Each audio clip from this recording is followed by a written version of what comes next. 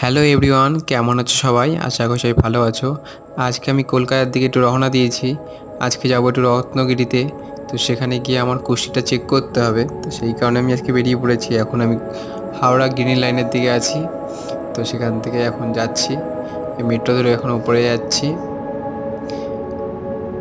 এখন লিফটে করে যাচ্ছি উপরে, দেখতেই পাচ্ছ। বেরিয়ে পড়েছি আমি, আর চলে এসেছি রত্নগিরির মেন স্টোরে ওদের। তো সেখানে এসে আমি বসে আছি এখন, কখন ডাকে দেখি। একজন ভেতরে গিয়েছে অনেকক্ষণ ধরে, তো সে বেরিয়ে আসলেই আমি ভেতরে যাব। তাই বাইরে বসে আছি ব্যাগ নিয়ে। তাই বসে বসে চিন্তা করছি কি করা যায়, এরপর আবার কোথায় যাব। এখান থেকে বেরিয়ে যেতে হবে, মামার কাছে যাব, লেক মলের দিকে যাব।